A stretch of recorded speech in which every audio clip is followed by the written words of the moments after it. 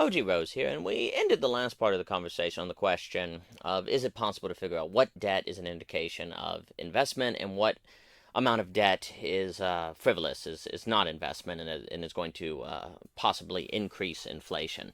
And we pointed out that if we could figure that out, then we could find sort of a middle ground between MMT and Austrian economics. And, the MMT is going to say that as long as people are working and that unemployment is low, then it's unlikely that national debt is a problem because there's going to be workers and production to absorb the debt and to keep it from turning into inflation. And this is true. And theoretically, if everyone in a society worked any amount of hours, then you would never have to worry about debt because there would always be enough production in order to make sure that it didn't turn into inflation, cause the spending power to depreciate, and be a threat to the quality of life of the average person. And it is very important to remember that the point of an economy is to increase quality of life for as many people as possible. It's not just, say, to increase production, because, you could increase production and make everyone miserable, and you'd go, man, our economy is really productive, but who would care? And people might debate with what I just said, that the point of economics is to increase the quality of life of the average person. They may say, no, that's up to people to determine, but it's just up to the economy to worry about productivity. But I think the problem with that is when you separate it a little too much, it's, I think, very difficult, since people spend so much time at work and so much of their life is organized around work. I think it would be silly to suggest that people's work life does not have any bearing on their quality of life. So economic policy that is going to impact how people work, how much people work, and what people do is going to impact their quality of life. I don't think you can separate those things so clearly. So anyway, in MMT, if you could get everyone to work all the time, you wouldn't really have to worry about inflation, and you wouldn't have to worry about debt. But of course, if everyone is forced to work all the time, that's kind of a form of slavery, and I don't think we would view that as a good society, even if it was one where you didn't have to worry about national debt causing inflation. So I think, though, at the same time, if everyone enjoyed their work, if everyone wanted to do their work, if everyone was intrinsically motivated, then you wouldn't have to worry about debt causing a collapse in the quality of life of people. And you wouldn't have to worry that low levels of inflation may only be low because people are working more and people are working at something they don't want to do. If you keep inflation low, but you're keeping it low because people are working more at stuff they don't want to do, then this would not be a successful economic policy.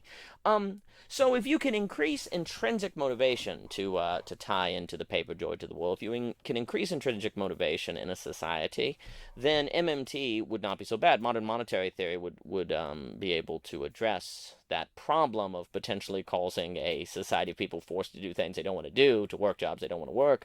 But then, of course, the question is, how do you raise intrinsic motivation? And also, if you could determine how much intrinsic motivation was in your society, and by intrinsic motivation, I mean how many people are doing something for the thing's sake. They're doing it because they like doing it. How many people are working jobs they want to work because they like working them?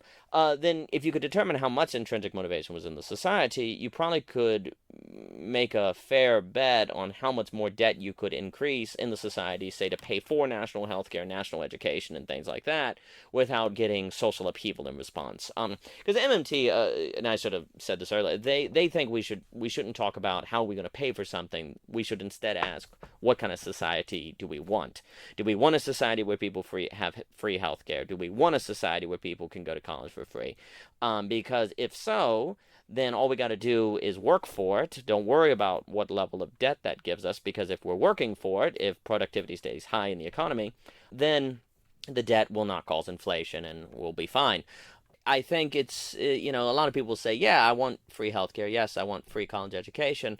But when you start saying, well, that means you're going to have to work, have to work your blue collar job or your manual labor job for an extra 10 years, they might go, oh, well, never mind. What people want and what people want to pay for with their time are very different things. And also, too, there can be a lot of preference falsification. Don't exactly voice their preference for certain things, and will give you misleading information. There's an economist, I think, in North Carolina who talks about that. So anyway, if we ask people, what kind of society they want to live in, they may not actually be able to answer that honestly, and then you start raising debts, increasing the amount of work people have to do to keep inflation from happening. That might make people very, very upset. It might backfire. So just determining political policy based on what people say might not be very useful. Instead, we need to determine their intrinsic motivation. And the paper will argue a way to do that is to determine levels of joy. And if your society is full of a lot of job dissatisfaction, cynicism, unhappiness, drug addiction, perhaps, suicide, depression, things like this, it might be the case that the economy is not in a state to handle modern monetary theory, to raise debt without that debt ultimately becoming inflationary, because people may not have the intrinsic motivation to absorb it. And instead, what will happen is that modern monetary theory will lead people to have to do more of the jobs they don't want to do, that they feel forced to do, and that they don't have much hope in anymore. And to close the conversation on modern monetary theory and Austrian economics, I think one has to note a class element that could be at play too. I think if you're working, say, in Silicon Valley and you're doing this cool, trendy white-collar job, then the idea of having to work more to keep debt from becoming inflationary, to pay for universal health care, you're like, great, that's fine. I love my job. I don't mind doing that. But if you're, say, lower class and you're forced to do a blue-collar job that you come home at the end of the day and you're aching all over and you don't necessarily feel intellectually stimulated, then the idea of having to work more would be very, very upsetting, especially to pay for programs that you yourself may not benefit from. And also too, when you talk about like everyone having free healthcare, well, who are going to be the workers at the free healthcare? Who's going to whenever something's free, you have more of it.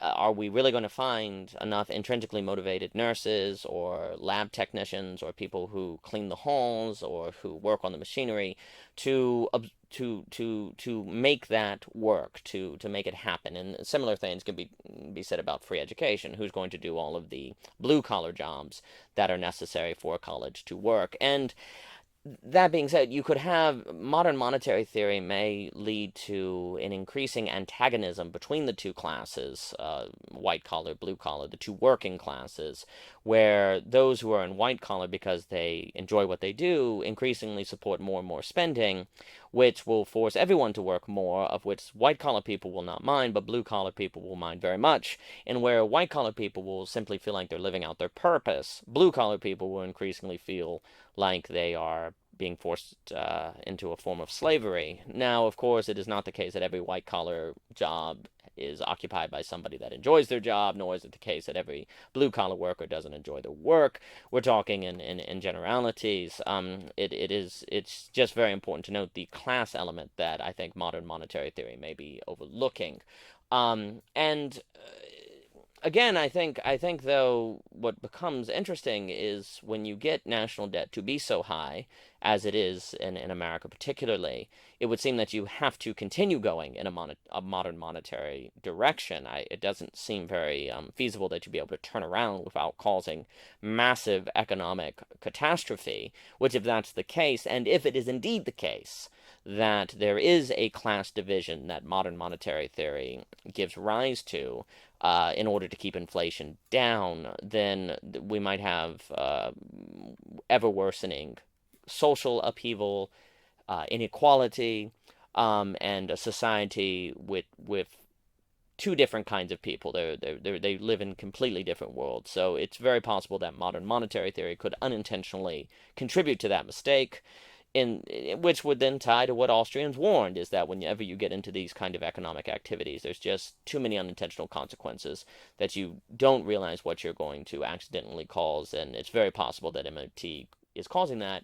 But at the same time, if it is not possible to go back to lower level, to an economy that it can actually thrive off of, say, higher interest rates, lower liquidity, that isn't dependent on Wall Street's growth, then it is extremely important that we figure out ways by which to increase overall intrinsic motivation in a society, that we can increase joy.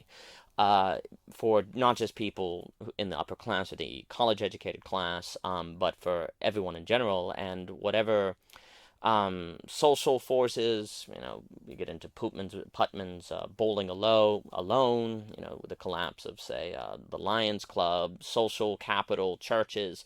Those things used to go a long way to giving people a sense of purpose. There's also a collapse of the family. Family seems to have been a source of purpose. It would seem very, very important that we need to restore people's belief in the goodness of the life they're living to find purpose of that, because if we do not, and we cannot back out of a modern monetary theory direction, then we might be in some very dire trouble.